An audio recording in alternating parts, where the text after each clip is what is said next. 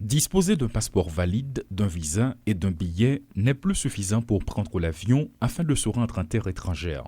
Un document prouvant que l'on a reçu 2 doses du vaccin contre le coronavirus et un test de Covid négatif datant de moins de 24 heures sont désormais obligatoires.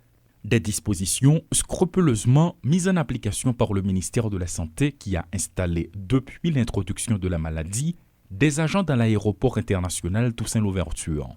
Et à quelques mètres du commissariat, sous les tentes, des professionnels de la santé sont là pour faciliter les tests.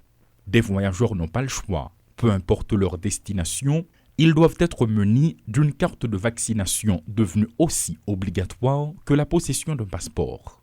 Des Haïtiens de retour au bercail et ceux qui quittent le pays sont forcés de respecter cette règle, ce que déplorent plusieurs d'entre eux sous couvert de l'anonymat.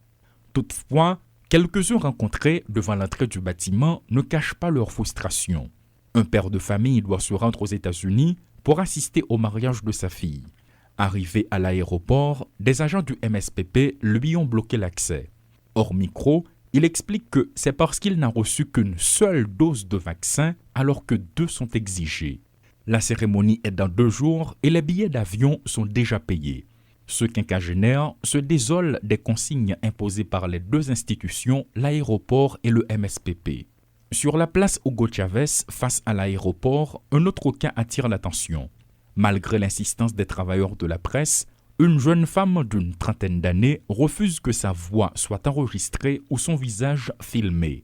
Elle pleure après avoir appris que son test de coronavirus s'est révélé positif quelques heures avant son départ pour les États-Unis.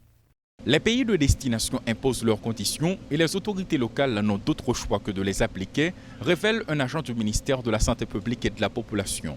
Certains voyageurs se révoltent ouvertement, d'autres acceptent sans broncher, tenant compte de la pandémie qui est toujours présente et qui continue de frapper de plein fouet le monde entier. Autre point souligné par des professionnels de santé, ce sont ceux qui présentent de faux tests du Covid. De nouvelles mesures ont été adoptées récemment et il est possible, grâce à des matériels sophistiqués, de les démasquer. Ils doivent s'attendre à faire face avec la justice, indique cette même source anonyme. Claude Désian, Paul Léel et Rudolphe Pierre-Louis pour Télémétropole.